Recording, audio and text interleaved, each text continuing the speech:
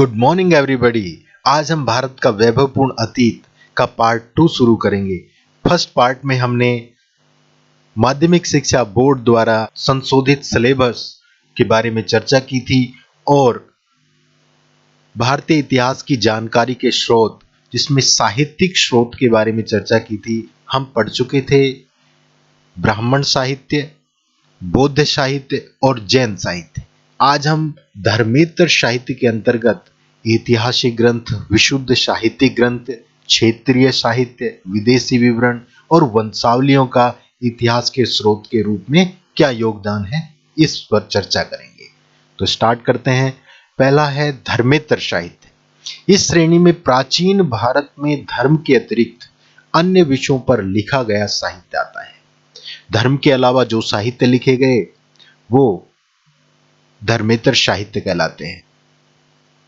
इसमें ऐतिहासिक, अर्ध ऐतिहासिक, विशुद्ध साहित्यिक ग्रंथ, नाटक, कथा, कोश, काव्य आदि ग्रंथ शामिल हैं। ऐतिहासिक ग्रंथ।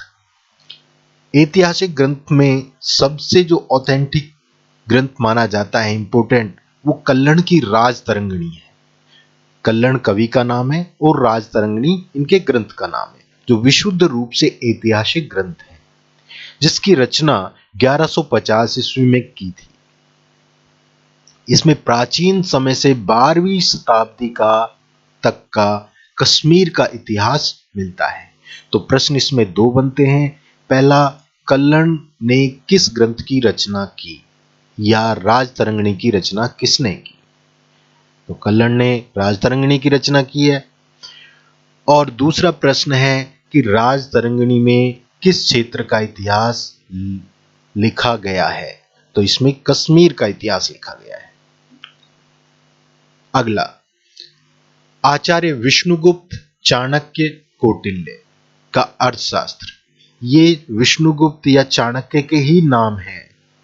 विष्णुगुप्त भी, कई जगह विष्णुगुप्त भी लिखा हुआ है, चाणक्य भी लिखा हुआ है, कौटिल्य भी लिखा हुआ है। तो इन्होंने जिस ग्रंथ की रचना की उसका नाम क्या है? अर्थशास्त्र।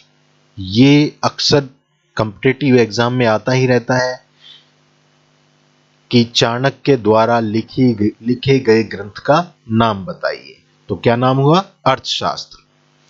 कौटिल्य के अर्थशास्त्र में तत्कालीन राज प्रबंध, अर्थव्यवस्था, सामाजिक व धार्मिक जीवन की विस्तृत जानकारी मिलती है। कौटिल्य ने इतिहास के अंतर्गत पुराण, इतिवृत्त, आख्यान, उदाहरण, धर्मशास्त्र व अर्थशास्त्र को सम्मिलित किया है। उन्होंने कहा है कि इतिहास के अंतर्गत ये सारी चीजें आनी चाहिए। जीवन चरित्र। जीवन चरित्र उसको कहते हैं कि किसी के जन्म से लेकर उनकी मृत्यु तक का पूरा विवरण, उन्होंने क्या क्या उपलब्धियां प्राप्त की है, इस बारे में जो ग्रंथ लिखे गए हैं उनको जीवन चरित्र कहलाते हैं। वो ग्रंथ, जीवन चरित्र संबंधित ग्रंथ भी उपलब्ध हैं, जिनमें उन शासकों के बारे में विस्तृत जानकारी मिलती है। जैसे पहला है बाणभट्ट। बाणभट्ट द्वारा हर्षचरित रचा गया। तो बाणभट्ट की पुस्तक का नाम क्या हुआ? हर्षचरित। प्रश्न आएगा आपके कि बाणभट्ट के ग्रंथ का नाम बताइए, तो उसमें बाणभट्ट के द्वारा हर्षचरित लिखा गया।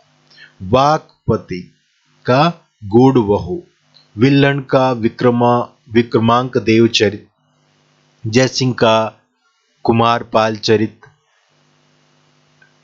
और नैचंद का हमीर महाकाव्य, पद्मगुप्त का नव शशांक चरित, बल्लाल का भोज चरित, जयानक का पृथ्वीराज विजय प्रमुख। ये प्रमुख ग्रंथ हैं, इनको आपको याद करना है। अक्सर कॉम्पिटिटिव एग्जाम में इनमें से एक या दो प्रश्न जरूर आते हैं। आगे चलते हैं। विशुद्ध साहित्यिक ग्रंथ। विशुद्ध साहित्यिक जो पूरी तरह से साहित्यिक ग्रंथ हैं। विशुद्ध साहित्यिक ग्रंथों में अनेक नाटक, व्याकरण ग्रंथ, टीका, काव्य, कथा साहित्य, कोश की रचना की गई, जिनसे उस समय के शासकों, सामाजिक व आर्थिक जीवन की जानकारी मिलती है। जिसमें पाणिनि का अष्टाध्यायी। पाणिनि संस्कृत के बहुत बड़े विद्वान हुए हैं और उन्होंने अष्टाध्यायी की रचना की। इसमें 8 अध्याय हैं। ये संस्कृत व्याकरण का ग्रंथ है और ये आपके बहुत इंपॉर्टेंट है, परीक्षा में आ सकता है कि पाणिनि ने किस ग्रंथ की रचना की। तो ग्रंथ का नाम क्या है? अष्टाध्यायी। पातंजलि, इन्होंने लिखा महाभाष्य और गार्गी संहिता, ये भी संस्कृत का ही ग्रंथ है। कालिदास के द्वारा मालविकाग्निमित्रम लिखा गया। विशाख दत्त के द्वारा मुद्रा राक्षस की रचना की गई। ये सभी इंपॉर्टेंट है। शूद्रक का मृक्षकटिकम ग्रंथ है और मेघातिथि का मिताक्षर।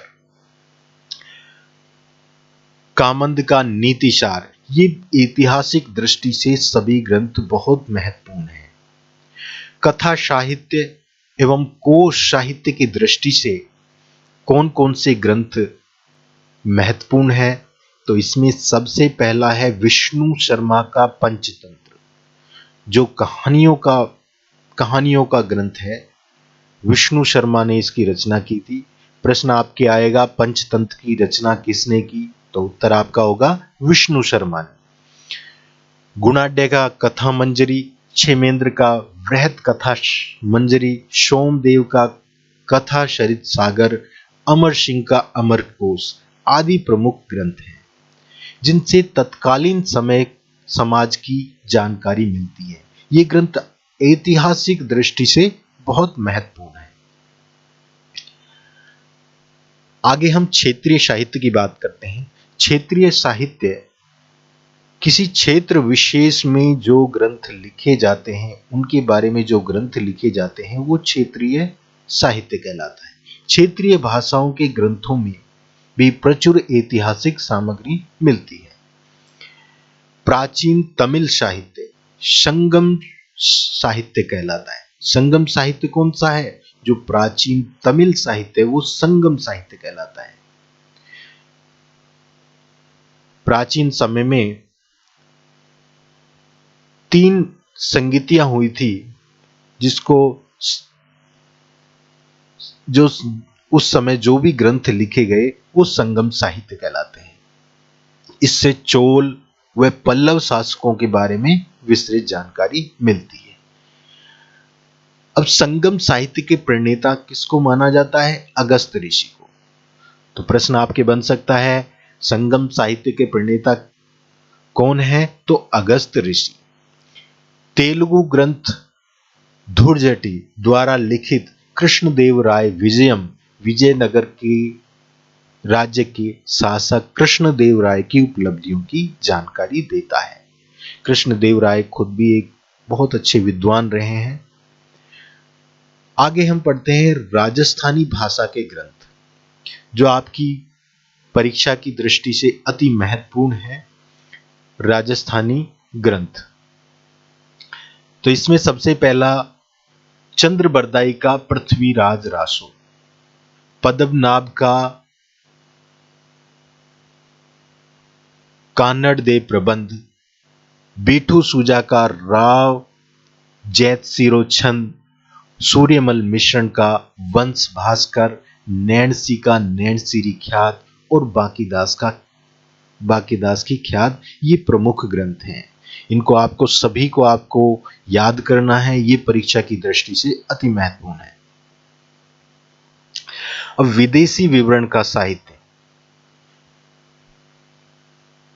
प्राचीन समय से भारत की सांस्कृतिक व आर्थिक उपलब्धियां विश्व को आकर्षित करती रही हैं। भारत के व्यापारिक संबंध विश्व के देशों से थे। धर्म व दर्शन का ज्ञान प्राप्त करने अध्ययन हेतु लोग विदेशों से यहां आते थे। इसलिए विदेशी लेखक भी भारत से प्रभावित हुए और उन्होंने भारत के संबंध में पर्याप्त विवरण दिया है। यूनानी साहित्य। यूनानी साहित्य सबसे पहले हम पढ़ेंगे यूनानी साहित्य, जिसमें यूनानी लेखकों में टेसियस, हेरोडोटस को फादर ऑफ हिस्ट्री कहते हैं, इतिहास का पिता। और इसकी पुस्तक का नाम है हिस्टोरिका। अगला नियार्कस, एरिस्टोबुलस, आनेक्रिटस, स्ट्रेबो, एरियन, स्काइलैक्स आदि प्रमुख है। सर्वाधिक महत्वपूर्ण पुस्तक चंद्रगुप्त के दरबार में यूनानी राजदूत मेगास्थनीज द्वारा लिखित इंडिका है। तो यूनानी शासक शैलुकस के द्वारा अपना एक राजदूत भेजा गया था जिसका नाम था मेगास्थनीज। और मेगास्थनीज किसके शासन काल में भारत आए थे, ये आपके प्रश्न परीक्षा में आ सकता है। तो आपका उत्तर होगा चंद्रगुप्त मौर्य के दरबार में आए थे मेगास्थनीज। अगला प्रश्न ये भी हो सकता है कि मेगास्थनीज द्वारा किस पुस्तक की रचना की गई, तो उस पुस्तक का नाम क्या है? इंडिका। तो यूनानी विवरणों में चंद्रगुप्त मौर्य के प्रशासन, समाज, आर्थिक स्थिति के बारे में विस्तृत जानकारी मिलती है। यूनानी साहित्य में टालमी का भूगोल, टालमी ने एक पुस्तक लिखी थी जिसका नाम था भूगोल, ये ज्यादा प्रसिद्ध है। Pliny the Elder, natural history, Pliny की नेचुरल हिस्ट्री, एरिस्टोबुलस की हिस्ट्री ऑफ द वॉर और स्ट्रेबो का भूगोल आदि विशेष उल्लेखनीय है। पेरिप्लस ऑफ द एरेथियन सी, ये भी पुस्तक लिखी गई है जो बंदरगाह व व्यापार का विवरण इस पुस्तक में मिलता है।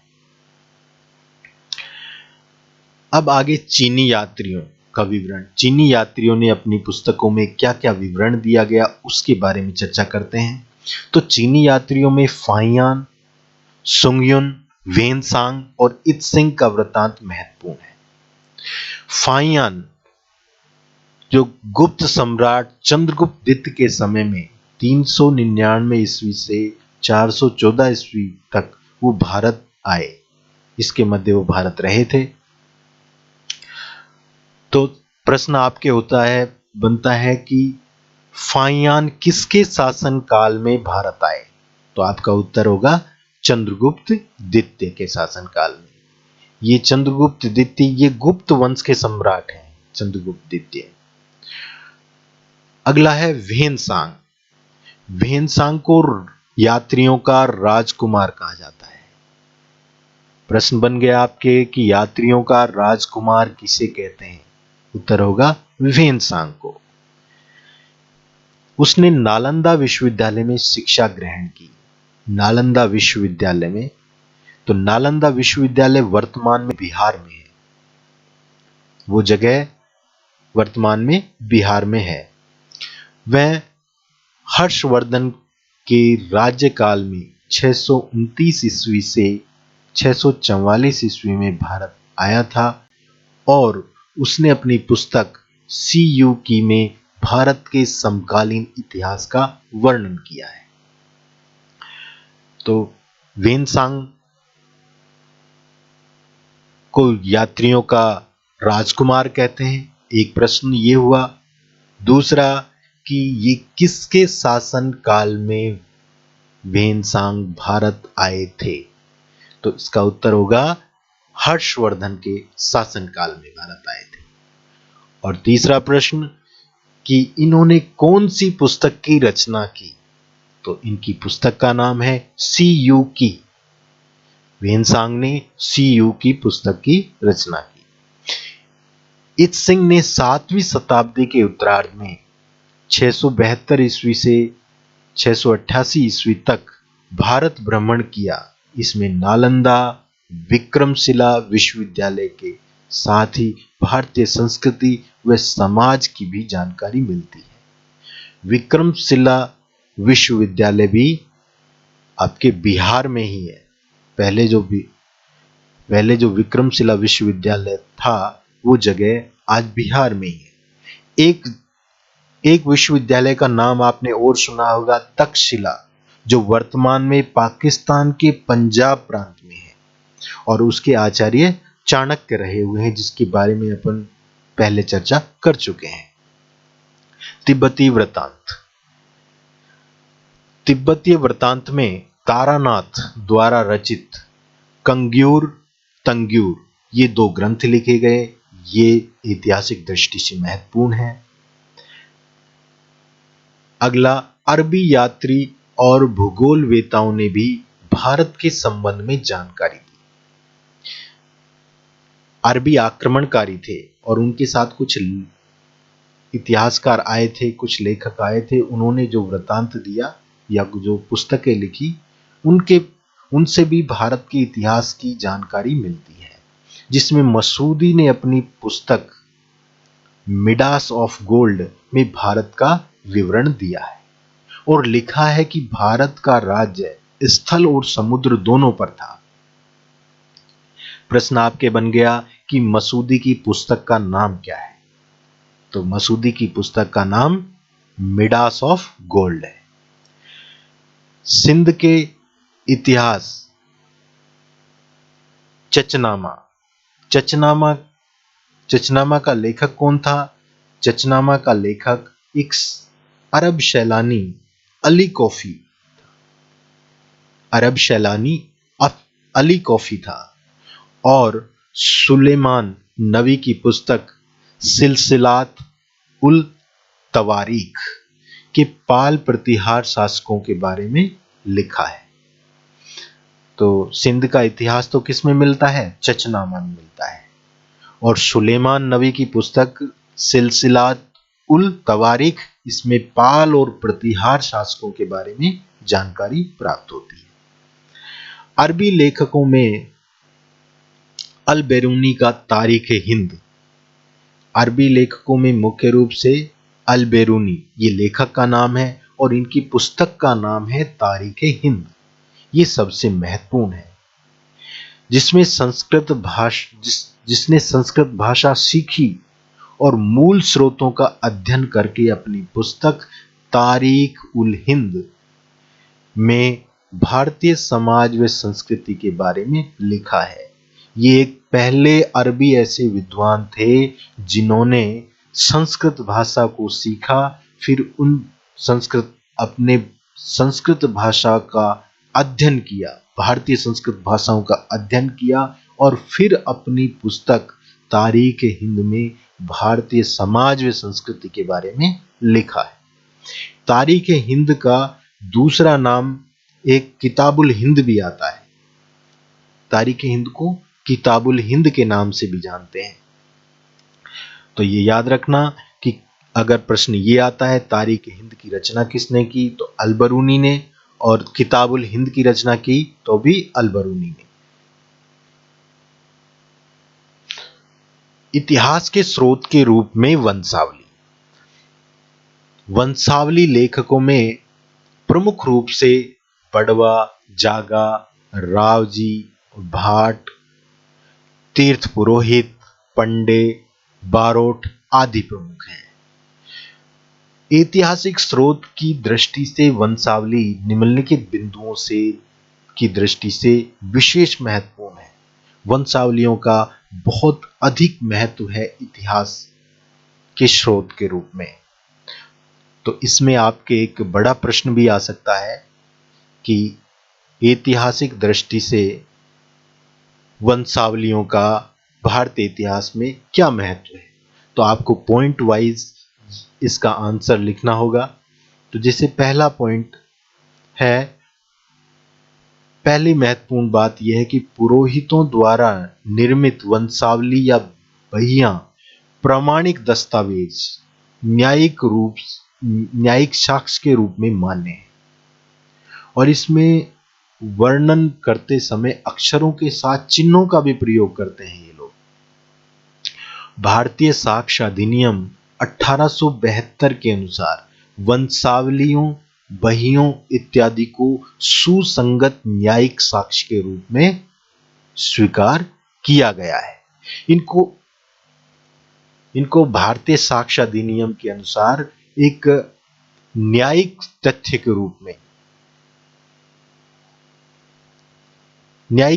रूप में स्वीकार किया गया है। दूसरा है वंशावली लेखकों को लोक इतिहासकार कह सकते हैं कि ये जो बड़े बड़े इतिहासकार होते थे वो केवल राजाओं का ही इतिहास लिखते थे, राजवंशों का इतिहास लिखते थे, लेकिन ये सभी का इतिहास लिखते हैं, इसलिए इनको लोक इतिहासकार कहते हैं। पुरातन व मध्यकालीन भारतीय इतिहास लेखन में वंशावलियां सर्वाधिक महत्वपूर्ण स्रोत रही हैं। इसे ऐतिहासिक घटना के प्रमाण वंशावलियों से मिलते हैं। वंशावलियों में प्रत्येक जाति व प्रत्येक व्यक्ति के इतिहास का लेखन हुआ है। इसके वंशानुक्रम की जानकारी हमें वंशावलियों से मिलती है।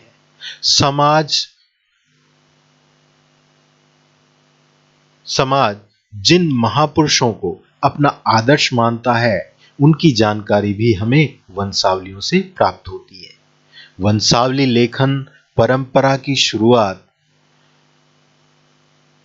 वैदिक ऋषियों द्वारा समाज को सुसंगठित व सुव्यवस्थित करने की दृष्टि से की गई थी, जो हजारों वर्षों से आज भी अनवरत जारी है। आज भी वंशावली लिखी जाती है। वंशावली परंपरा के हस्तलिखित ग्रंथों से अनेक ऐतिहासिक पुरुषों का परिचय प्राप्त होता है। अब देखिए, वंशावली लेखकों की कलम और शाहीदान, ये उसका चित्र है और ये आचार्य विष्णुगुप्त चाणक्य का चित्र है। अगला पॉइंट, समाज के आर्थिक जीवन के विकास, लोगों के व्यवसाय आदि का उल्लेख भी वंश लेखकों के द्वारा किया गया। वंशावली लेखक एक निश्चित समय तक व्यक्ति के आवास पर ही निवास करके इसका लेखन करता था, इसलिए इसमें यथार्थता दिखाई पड़ती है। जहां भी उनको लेखन करना होता तो वो कई दिन वहां पर उनको रुकना होता था, इसलिए उनका जो लेखन है, उन्होंने जो कुछ लिखा है वो यथार्थ है, वो सही बातें लिखी है। प्रत्येक व्यक्ति को अपनी परंपरा, संस्कृति, मूल निवास, विस्तार, वंश, कुल धर्म, कुलाचार, गोत्र व पूर्वजों के नाम प्राप्त करने का सर्वाधिक विश्वसनीय स्रोत वंशावली ही है। इस प्रकार हम कह सकते हैं कि वंशावलियों के माध्यम से हमें इतिहास के महत्वपूर्ण तथ्यों की जानकारी मिलती है। आज भी वंशावली लेखक घर घर जाकर इसका वाचन करते हैं। तो स्टूडेंट्स, आज के इस पार्ट में इतना ही। अगले नेक्स्ट पार्ट में हम इस लेसन के अगले टॉपिक्स पर चर्चा करेंगे। Thank you very much for seeing this video.